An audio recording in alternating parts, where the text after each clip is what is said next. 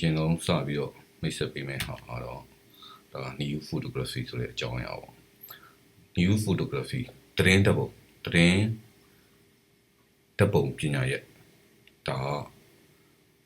ဓာတ်ပုံပညာရပ်လို့ပြောရင် photography လို့ပြောမယ်ဟဲ့ဆိုရင်တော့အများကြီးရှိတယ်အဲ့ဒီအများကြီးတဲ့ဟောဒါသတင်းဓာတ်ပုံပညာရပ်ဆိုတဲ့တစ်ခုအကြောင်းအရာကိုမိတ်ဆက်ပေးပါပေါ့နော်ရှင်းအောင်လို့ပါ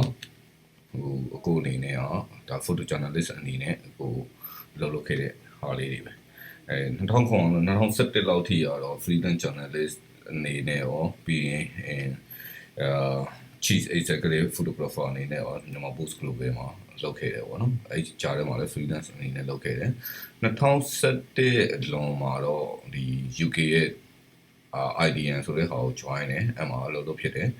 ပြီးတော့နောက်ပိုင်းမှာတော့ဒီ2012ကတော့22ထိဟိုAFP မှာagent front press အဲ့မှာကိုလုပ်ခဲ့တယ်ပြင်သစ်သတင်းဌာနအဲ့ဒါ wire agency လို့ခေါ်တယ်ပေါ့နော်ပြီးတော့ဒီ2014လောက်တည်းက2020လောက်ထိဒီ MJI မြန်မာ Journalism Institute မှာဟိုတန်းတန်းနေပေးခဲ့တယ်ဒီ lead trainer အနေနဲ့ပဲ photographer photo journalist တန်းတန်းတွေကိုတော့ရောက်ပြီးခဲ့တယ်ပေါ့အဲ့တော့အကြံပေးမိတ်ဆက်ပေးတဲ့ခုကိုမိတ်ဆက်တဲ့ဟာပါအဲ့တော့ဓာတ်ပုံတွေကိုပြောတော့မယ်ဟေ့ဆိုရင်ကိုယ်တိုင်ကသိရမှာတော့ image reading ပဲပထမဆုံးကိုကဓာတ်ပုံတွေရိုက်တော့မဲ့လူတယောက်ဖြစ်တဲ့အတွက် image reading ဆိုတာဘာလဲဒီပုံတွေကိုကြည့်တတ်ရမယ်ဒီပုံတွေကိုနားလည်ရမယ်ဒီပုံတွေမှာပါဝင်တဲ့အကြောင်းအရာတွေကိုကိုယ်တိုင်ခံစားတတ်ရမယ်ပကြီးဆွဲမဲ့လူတယောက်ကပကြီးပုံတွေကိုများများကြည့်ရတယ်လို့မျိုးပဲဓာတ်ပုံရိုက်မဲ့လူကလည်းဓာတ်ပုံတွေကိုများများကြည့်ရမယ်ဓာတ်ပုံတွေမှာပါနေတဲ့အကြောင်းအရာတွေကိုကိုယ်တိုင်နားလည်နေရမယ်ဒါတွေကအရင်အရေးကြီးတဲ့ကိစ္စလို့အဲ့တော့image reading ကတော့တကယ်တမ်းဆိုရင်တော့ကိုယ့်ရဲ့ဒီ virtual language တွေကိုနားလည်နိုင်ဖို့ဒီ virtual language တွေဒီထဲမှာပါဝင်နေတဲ့ပုံနေတဲ့ဟာတွေကဘာကြောင့်ဒီဟာကိုပေးရတာလဲဘာကြောင့်ဒီဟာဒီနေရာအကောက်လေးဖြစ်နေရလဲဘာကြောင့်ဒီနေရာမြင်းပြောင်နေဖြစ်နေရတာလဲဘာကြောင့်ဒီနေရာleading line တွေဖြစ်နေရလဲစသည်ဖြစ်တာတွေကိုသိထားရမယ်ပေါ့နော်ဘာကြောင့်ဒီပုံကကြိုက်ထားရလဲဆိုတဲ့ဟာမျိုးကိုဖတ်တတ်အောင်ယဉ်ကြည့်ရတာအဲ့ဒါ image reading ပဲ okay reading လုပ်ကြည့်အောင်ဟိုမှာလည်းဒီပုံကြည့်ကြည့်အောင်ဒီပုံမှာဆိုရင်ပထမဆုံးသိရမယ်ပထမဆုံးတွေ့ရမယ်အရာဘာလဲဆိုမျက်စိတွေကို attention band ဆိုပြီးတန်းပြီးတော့ဝင်တဲ့ဟာဘာလဲဆိုယူခေါင်းဒီအယူခေါင်းကိုတန်းပြီးတော့တွေ့နေလိမ့်မယ်ပေါ့နော်ဒီအယူခေါင်းရဲ့နောက်ွယ်မှာဆိုရင်ပြန်ပြီးတော့ဖတ်ကြည့်မယ်ဟဲ့ဆိုရင်မှာ free Hong Kong ဆိုတဲ့ဟာတွေ့မယ်တရုတ်စာတန်းတွေတွေ့မယ်နောက်မှာဆိုရင်ညွန်ပြထားတဲ့အရာလေးတွေတွေ့မယ်ပေါ့နော်အဲ့တော့ဒါတွေကိုကြည့်ချင်းအပြင်ကိုကဘာရတယ်ဘာတွေ့လဲဒီပုံရဲ့အဓိပ္ပာယ်ကဘာလဲဒီပုံရဲ့နောက်ွယ်မှာဘာတွေဖြစ်နိုင်နေလဲဆိုတဲ့ဟာကိုကလိုက်ပြီးတော့စဉ်းစားမယ်ဘာဖြစ်လို့ဓာတ်ပုံရိုက်တဲ့လူတယောက်ကဓာတ်ပုံရိုက်ရုံနေမပြီးတော့ကိုယ့်ရဲ့ဓာတ်ပုံမှာဘာ message တွေဘယ်လို information တွေပါလဲဆိုတဲ့ဟာအဓိကပို့ပြီးတော့ကြားတယ်ဒါက new photography ရဲ့သတင်းဓာတ်ပုံပညာရပ်ရဲ့အစိပ်ပိုင်းတစ်ခုအနေနဲ့ကိုပါဝင်နေတာသတင်းဓာတ်ပုံပညာရပ်လို့ပြောလိုက်ပြီးဟဲ့ဆိုရင်သတင်းဓာတ်ပုံပညာရပ်မှာ information ပေးဖို့အဓိကကြားအဲ့တော့အဲ့ information တွေကဘာတွေ information တွေပေးနေတာလဲဆိုတဲ့ဟာပို့ပြီးတော့ကိုယ့်ရဲ့ပုံမှာပို့ပြီးတော့သတင်းချက်လက်တွေပို့ပါဝင်အောင်ပြောဖို့လုပ်ရတယ်။ Okay ဒီပုံမှာဆိုရင်ပြန်ပြီးပြောရမယ်ဆို free Hong Kong ဆိုတဲ့ဟာမျိုးနားလည်လိမ့်မယ်။ပြီးသွားပြီဟဲ့ဆိုရင်ဒါဆို free Hong Kong ဆိုတာဘာဖြစ်နိုင်လဲပေါ့နော်။ကိုယ်ထပ်တွေးပေါ့လေ။ပြီးသွားပြီဟဲ့ဆိုရင်ဒီမှာဆိုရင်သူ့ရဲ့ဒီအဆောက်အဦရဲ့ညွှန်ပြချက်တွေကိုကြည့်လိုက်မယ်ဟဲ့ဆိုရင်ဒါဘာဆောက်အဦးလဲဆိုတော့ကိုယ်သိနေရလိမ့်မယ်။ပြီးရင်အယူကောင်းကြီးထားရတာဘာကြောင့်ထားရလဲဆိုတော့တဖြည်းဖြည်းနဲ့ပို့ပြီးတော့နားလည်သွားမယ်အဲ့မှာဆိုလေအယူကောင်းဆိုတဲ့ rule of thumb နဲ့ခြိုက်ထားတာရှိတယ် rule of thumb ကိုပြောင်းပြန်ယူလာတာ okay theory ကိုသိတယ်ဟဲ့ဆိုတဲ့အချိန်ကျရင် rule of thumb theory ကိုသိလိမ့်မယ်ထင်တယ်နော် real composition theory လည်းနောက်ပိုင်းမှာပါလိမ့်မယ်အဲ့တော့ rule of thumb ဆိုတဲ့ဟာကလည်း theory တစ်ခုပဲဒီ theory ကိုသိထားတယ်ဟဲ့ဆို theory ကိုတွေ့ဖယ်ပြီးပြန်ရိုက်ပြီးဟဲ့ဆို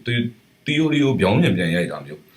theory ရဲ့စန့်ကျင်ဘက်ကိုရိုက်တဲ့ဟာမျိုးဒါတွေကိုလုပ်လို့ရတယ်ဘာဖြစ်လို့လဲဆိုတော့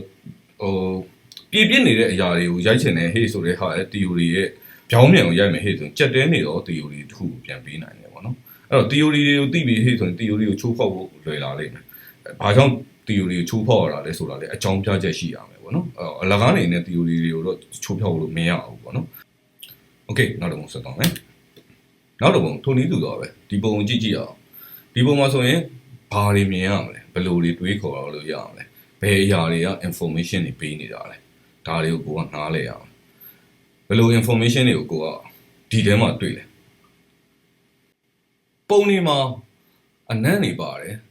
အရာသာတွေပါတယ်ခံစားမှုတွေပါတယ်ဒါတွေက information တွေပဲဒါတွေကိုသိထားဖို့လိုအပ်တယ်ပေါ့နော်ဥပမာအဖြစ်ဒီလိုပုံမျိုးတို့တပုံဆိုရင်ဒါဆိုရင်ဘယ်လိုပုံမျိုးကိုယ့်ရဲ့စိတ်ထဲမှာဘယ်လိုမျိုးဟောက်ရလဲဘယ်လိုမျိုးခံစားမှုကိုရနိုင်လဲဆိုတဲ့ဟာမျိုးကိုmessage မှာဟုတ်ပြန်ပြီးတော့ပြန်တိုက်ကြည့်အောင် okay ဒီလူတွေရဲ့ပုံစံမျိုးတွေကြည့်ကြည့်လိုက်လို့လည်းရတယ် okay အဲ့မှာဆိုရင်အကုန်လုံးကြည့်ကြည့်လိုက်မယ်ဟဲ့ဆိုရင်သူတို့ကထူထက်စွာနဲ့ဝတ်ထားရတယ်ဒါဆိုရင်တေချာဒါတော့ AA ဘိုင်း data တွေမှာရှိနေတဲ့လူတွေဖြစ်သွားပြီတော့ဘောလားမသိနော်အဲ့တော့သူက AA ဘိုင်း data တွေမှာရှိတယ်တောင်တန်းတွေပေါ်မှာရှိနေတဲ့လူတွေလည်းဖြစ်တဲ့အတွက်ဒီလိုမျိုးအနှွေးတယ်ဒီကောင်ဆိုလည်းလက်အိတ်သူတို့ရဲ့အင်ကြီးမှာဆိုလည်းအနှွေးတွေအောက်ခံလောက်ပြီးတော့မှတင်ကန်းပြန်ပတ်ထားတာမျိုးကလေးလေးဆိုရင်ဒီသူ့ရဲ့ဘောင်းမီကဒီနှွေးမဲ့ဘောင်းမီလိုဟာမျို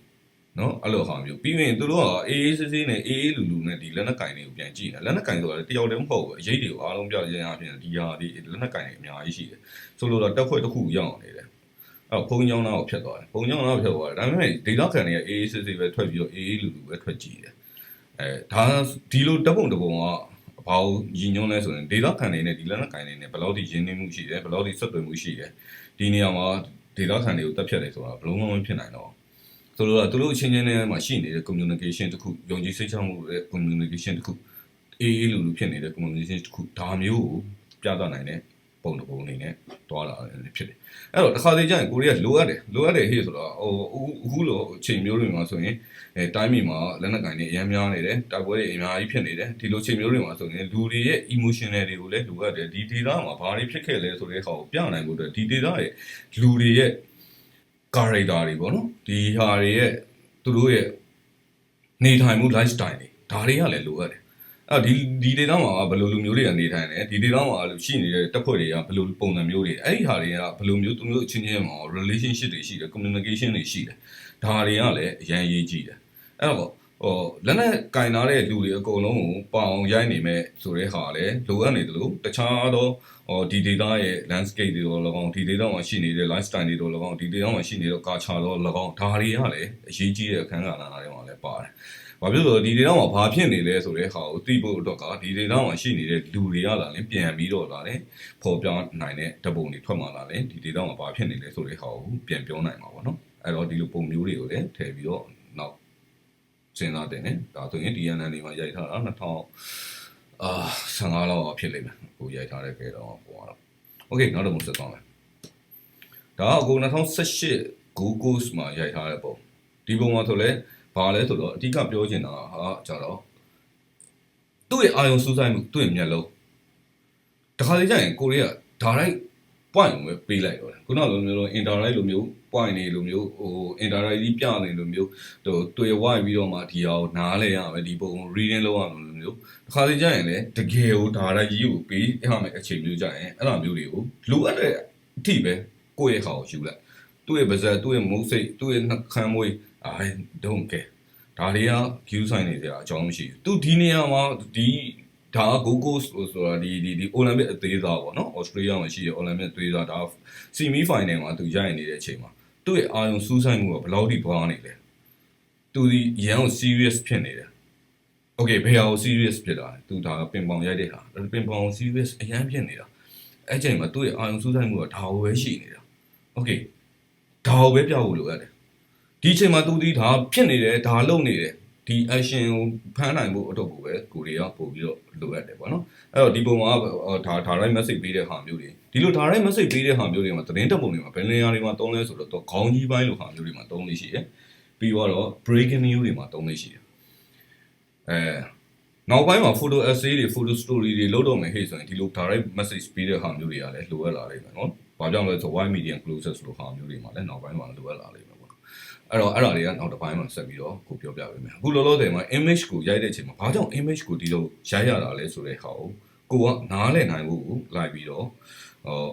ပုံများများကြည့်ရမှာသူတို့ရဲ့ပုံတွေကလည်းဘာကြောင့်ရိုက်တာလဲအဲ့တော့ဘာဖြစ်လဲဆိုတော့အဓိကတော့ portrait ရိုက်တဲ့လူတွေကတော့ portrait ပုံတွေကြည့်ကြပါဘောlandscape ရိုက်တဲ့လူတွေကတော့ landscape ပုံတွေကြည့်ကြတာပေါ့ ထုံနည်းလိုပါပဲသတင်းတပ်ပုံရိုက်တော့မယ်ဟေ့ဆိုတဲ့လူတွေကသတင်းတပ်ပုံရဲ့အသေးပဲတွေကိုနားလည်နိုင်ဖို့သတင်းတပ်ပုံများများတော့ကြည့်ရမယ်ဒီလူတွေကဘာကြောင့်ဒီလူတွေရိုက်တာလဲပေါ့နော်အဲ့လိုမျိုးအခုဆိုရင်လည်း image reading ပါလေဘာကြောင့် reading ကိုဖတ်တဲ့ချိန်ကျရင်လည်းဒီပုံက okay သူ့မှာရှိနေတဲ့မျက်ကြောတွေကအစဘယ်လောက်ထိအာရုံစူးစိုက်နေလဲဆိုတဲ့ဟာမျိုးအဲ့ movement တွေကိုဖမ်းနိုင်ဖို့ကသတင်းတပ်ပုံတွေမှာပို့ပြီးတော့ရေးကြည့်တဲ့အချက်လက်အနေနဲ့ပါတာပေါ့နော် okay ဒီမှာဆိုလည်းထပ်ပြီးတော့ကြည့်အောင်ဒါတောင်ကြီးမီးပုံမြောင်ပွဲထဲမှာရိုက်ထားတဲ့ပုံတောင်ကြီးမီးပုံမြောင်ပွဲထဲမှာဒါအပေါ်မှာမီးပုံမြောင်ကွဲတယ်ဟိုအစတန်လေးတကြားနဲ့ကြာရမယ်မီးသွားတွေကစနစ်တကြားနဲ့မကြတော့ဘူးအဲ့ချိန်မှာကစင်ကလေးအားနဲ့ကြာလာပြီးတော့အောက်ကလူတွေကပြေးကြတယ်လွှားကြတယ်နော်ကာနေကြတယ်ပေါ့ဒါပေမဲ့အောက်ကကာလာတဲ့ပုံကြီးကြီးလိုက်မယ်ဟဲ့ဆိုလေသူတို့ပြေးတာပြေးနေပျော်နေကြတာအော်ဟဲ့နေကြတယ်ပျော်နေကြတယ်ဒီမီးပွားတွေနဲ့ဒါ used to ရမ်းဖြစ်နေတာတောင်ကြီးမီးပုံနဲ့ပွဲကိုသွားတော့မယ်ဆိုလေလူတိုင်းကတောင်ကြီးမီးပုံနဲ့ဒီလိုအန်ရည်ကြားထဲမှာပဲဖြစ်ဖြစ်ဒီလိုမီးပွားတွေကြားထဲမှာပဲဖြစ်ဖြစ်ကခုန်နေရတော့အရန်ကိုနှိမ့်ချိုက်ကြတာဗောနော်ဒီတောင်ကြီးမီးပုံရဲ့အသက်ကလည်းဒါပဲဒီလိုမျိုးဟိုအလှပတရားတွေနဲ့အန်ရည်တွေနဲ့လည်းအများအားတွဲနေတယ်ရိုးရာတွေနဲ့လည်းအများအားတွဲနေတယ်ဒီကာချာတွေပေါ့နော်ဒါတွေကိုပေါ်ကျူးနိုင်တဲ့ဟာမျိုးဟိုသွားကြတဲ့ဟာမျိုးဒါဆိုလဲအဲ့တိုင်းပဲမိုးပေါ်ကျယ်ပြုတ်ကြလာတယ်လို့မျိုးပဲကြလာတာအဲ့အချိန်မှာအောက်မှာလင်မန်းနဲ့ခံနေတဲ့မိမ3ယောက်ဆိုရင်သူတို့ကပျော်ပြီးတော့ဗလက်တွေသွားတွေပါပေါ်နေတယ်အဲ့လိုမျိုးအော်ဟစ်ပြီးတော့ကာနေကြရတယ်ပေါ့နော်ပျော်နေကြရတယ်ပေါ့နော်အဲ့တော့ဒီပုံဆိုလဲဒါတော်တော်လေးကိုဟို international မှာပေါက်ခဲ့တယ်ပြီးတော့အကုတ်ပုံကိုလည်းအဲ့လိုမျိုး falling star ဆိုပြီးတော့လည်းStarry Night တို့ Falling Star တို့စသည်ဖြင့်အဲ့လိုမျိုးသူပြင်ပုံတွေနဲ့တွဲပြီးတော့လည်းဖော်ပြခင်းရင်းခံခဲ့ရတယ်အဲ့ဒါလည်းဒီ BBC တို့ CNN တို့ကလည်းဖော်ပြခဲ့တဲ့ပုံတစ်ပုံသားလည်းဖြစ်တယ်ဆိုလိုချင်တာကဘာလဲဆိုတော့ဒီဟာအန်နေတော့ရှိတယ်တော့ဒီလိုအန်နေကြားထဲမှာဒီဟာရိုးရတဲ့အခုအနေနဲ့ကိုနှစ်စင်ကိုဂုံယူစွာနဲ့ကျင်းပကြတယ်လူတွေအများကြီးတက်ကြတယ်နှစ်တိုင်းလည်းလူက accident ဖြစ်တယ်တေကြတယ်ဒါပေမဲ့ဒီပွဲတော်ကြီးကဆက်ပြီးတော့ကျင်းပနေတော့မယ်ပေါ့နော်အဲ့တော့ဒီပုံမှာဆိုရင်ကြည့်လိုက်မယ်ဟေ့ဆိုရင်လေဒီပုံရဲ့ဟာဘာလဲဆိုတော့ information ပဲအဲ့တော့အဲ့လို information ပေးတဲ့အချိန်မှာတစ်ခါတည်းကျရင်ကိုရီးယားကင်မရာမလိုက်နိုင်ဒါဆိုညဘက်ကြီးရိုက်တာ12နာရီနေပြီ12ခွဲလောက်တော့ဖြစ်နေတော့အဲ့ချိန်မှာညဘက်ကြီးရိုက်တာဟာဖြစ်နေတဲ့အတွက်ဓာတ်ပုံတွေကသူများပုံနေတဲ့ပို့ပြီးတော့သတင်းဓာတ်ပုံပေါ့နော်အဓိကသတင်းဓာတ်ပုံတွေကသူများ photography တွေနဲ့ပို့ပြီးတော့ဟိုဟာဖြစ်တာဗါလဲဖြစ်တော့ဘယ်လိုပြောရမလဲအခြေခံအကြဆုံးအရာတွေကိုပို့ပြီးတော့တင်ပြနိုင်ဖို့ကြိုးစားတယ်အခုဆိုရင်ဒီပုံမှာဆို noise တွေအရန်ပါတယ်ကွာတကယ်တမ်းဆိုရင် noise တွေအရန်ပါတယ် dust တွေအရန်ပါတယ်ပြုတ်တွေအရန်ပါတယ်ပုံကဘာဖြစ်လို့ lighting က not enough လေမလောက်နိုင်အဲ့တော့ပြဿနာမရှိနေဘူးသတင်းတဲ့ပုံမှာရှိနေတဲ့ moment တွေရှိနေတဲ့ information တွေကိုဖန်တီးပေးဖို့နိုင်ဖို့အတွက်ကအဲ့လိုခုနပြောနေတဲ့ noise တွေတို့ကင်မရာမလိုက်နိုင်တဲ့ကိစ္စတွေကပြဿနာမရှိဘူးဒါတကယ်ဖြစ်ခဲ့တယ်တကယ်ဖြစ်နေတဲ့ဟာကိုဒီ moment တစ်ခုပဲကတ်ချားလုံးနိုင်မှုကိုကြိုးစားတဲ့အချိန်မှာခုနပြောတဲ့ဒီဓာတ်ပုံကအဲ့လိုပြုတ်တွေထနေတာလို့ noise တွေအရန်ထနေတာလို့ဘာလို့ဖြစ်ကောင်းဖြစ်သားနိုင်တယ်ဒါပေမဲ့အားလုံးကနားလေဘာဖြစ်လို့ဒါသတင်းဓာတ်ပုံဖြစ်နေတဲ့အတွက်အလှဓာတ်ပုံမဟုတ်နေဘူးပြန်ကောင်းဝင်နေတဲ့ဓာတ်ပုံတွေလည်းမဟုတ်နေဘူးဒီ moment ကိုဒီကတ်ချားလုံးနိုင်မှုအတွက်ကိုပဲလိုအပ်တဲ့အတွက်ဒီဟာကိုတစ်ခါတည်းကျရင် noise တွေမကြောက်စေခြင်းဟို noise ပါနေတာသတင်းဓာတ်ပုံတွေအနောက်ရှက်ဖြစ်နေမယ်လို့မထင်ပါနဲ့မပိုင်တော့ကောင်းတာပေါ့ပို့ပြီးကြည်လင်ပြတ်သွားတဲ့ပုံတွေရနိုင်တာပေါ့ဒါပေမဲ့မတက်နိုင်ဘူးနောက်ဆုံးပါတဲ့နေဟေ့ဆိုရင်လည်းပါပါအဲ့ဒါကိုရိုက်ပါဆိုတဲ့ဟာမျိုးကိုအခုပြောချင်ပါတယ် Okay ဒီနေ့ဒီလောက်နဲ့တင်ကိုတို့ရက်လိုက်မယ်အဓိကမိတ်ဆက်ပေးချင်တာ image reading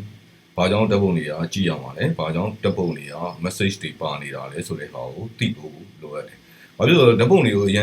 ကိုကရိုင်းနေမဲ့အစားဒီဓာတ်ပုံတွေမှာဘာတွေကိုကထည့်ပြီးတော့မှရိုင်းရမှာလဲဆိုတာကိုသိလာလေပို့ပြီးတော့ကိုယ့်ရဲ့ဓာတ်ပုံတွေကပို့ပြီးတော့ information တွေပါလာလေပို့ပြီးတော့အသက်ဝင်လာလေပို့ပြီးတော့လှုပ်ရှားမှုတွေပေးလာနိုင်လေပဲဖြစ်နေမယ်ကိုယ့်ရဲ့ information တွေအများနဲ့ပါနိုင်ဖို့တော့ကို